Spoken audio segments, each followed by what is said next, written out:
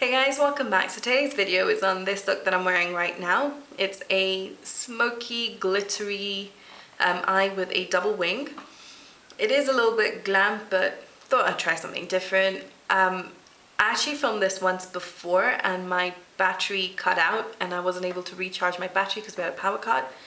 So I had to scrap that video, but in that one I actually did a double wing and it actually looked really good, but it was super glam. So if you want something more bridal, if this is for your engagement, your bridal, your mehndi or whatever, and you want to glam it up a little bit more, just take it that little bit extra further, then just wing out your inner corner a little bit and it looks so good. And add false lashes. The reason I didn't add false lashes is because I've got hooded eyes. I find that with false lashes, it covers all my eyeshadow, so there's no point doing any. And so I didn't add false lashes, but I added about 6-7 coats of mascara just to give my eyelashes a little bit of something. I haven't included my foundation, concealer and all of that in this video. It is exactly the same as my foundation routine. The only difference is for my contour and highlight, I've used the Kat 1D Shade and Light palette, sorry, for my contour and to set my under eyes. But the technique is the same as the Makeup Revolution palette, which is in my foundation routine video. And if I've used the yellow shade of the palette there, then I would use the yellow shade here. So it literally is like for like. Same technique, I've just swapped out the palette with the Kat 1D. And if you want to know what I think of this, or if you want me to demonstrate this palette, or if you want a review on this palette, then let me know and I will film that for you. But if you want to see how I got this look, then please stay tuned.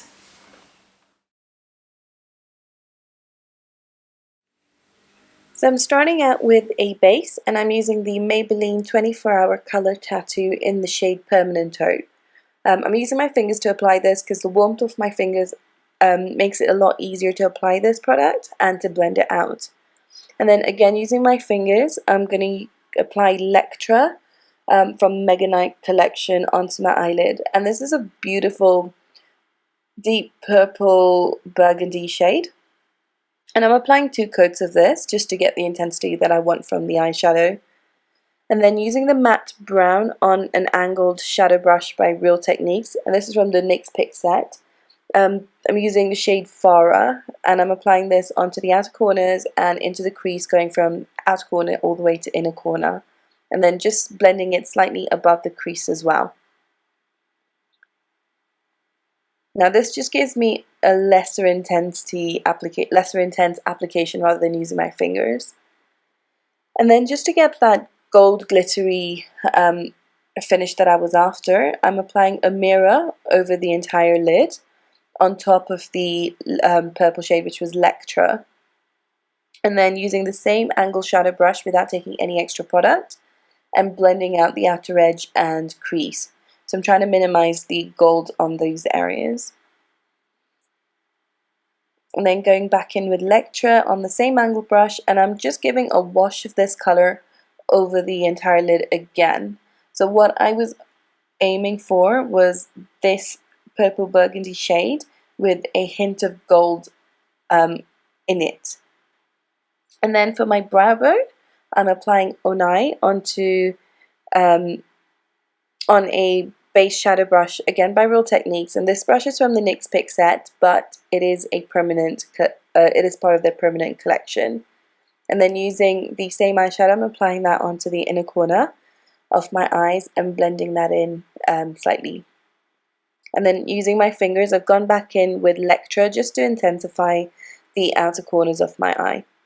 Then off camera, I applied my concealer, corrector, foundation, and I'm working on my lower lash line now. And using an angled brush, I'm applying Lectra once again onto my lower lash line and smoking it out a little bit. And then using the same angled brush, I'm going to go in with Farah and once again go over Lectra, but applying it more closer to the lash line and not smoking it out as much. And then on a pencil brush, I've taken Onai and just intensified the inner corner highlight. Now if you don't like it being really intense in your inner corners, then you can skip this step completely. It'll still look good. Right, and then just to give my eyes that little bit more of a pop, I've taken Amira once again, and this time I'm applying this just onto the centers of my eye. And when I'm blending it out, I'm still leaving the intensity in the middle and just slightly blending out the edges of that gold.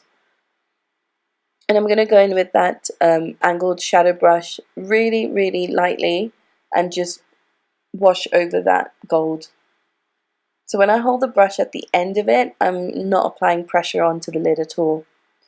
And then here I'm using the Maybelline gel liner on a Zoeva angle brush, and I'm just creating that winged liner and following it through onto the rest of the lid.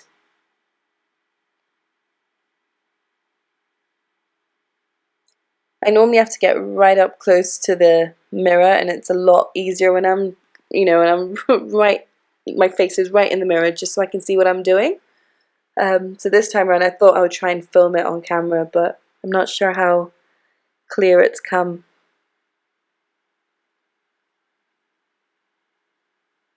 But basically all I did was I started out by marking out the wing, and then I've just done the rest of the eyeliner, and then I'm joining the wing with the rest of the eyeliner in that cat eye way.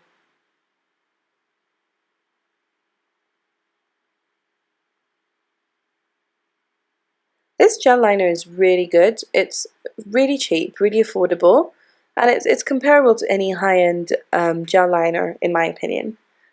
It's not waterproof, I found, so for occasions where you do need your makeup to last, like if you're going to be crying, say at your wedding or whatever, then you might want to get something that's a little bit more waterproof.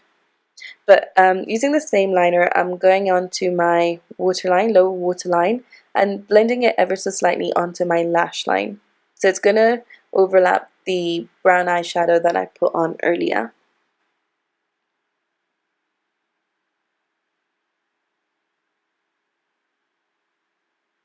And then here I'm just creating that second flick. It's not very clear on the video, but I'm literally just marking out a line right beneath the first wing flick that I created.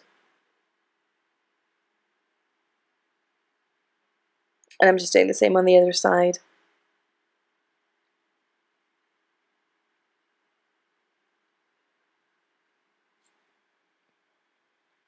And taking Wisp highlighter by ColourPop again, on a really small flat shader brush, I'm applying that in between the two flicks just to give it a little bit more definition and just to make those flicks pop.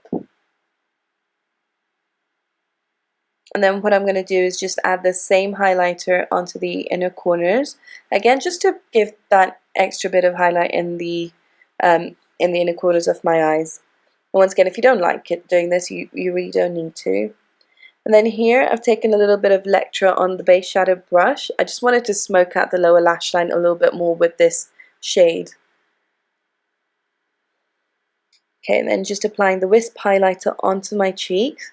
And I actually prefer applying this with my finger. I find that it comes out really intensely and it applies a lot smoother. And then just blending out again with my finger. And you get a really nice finish with this.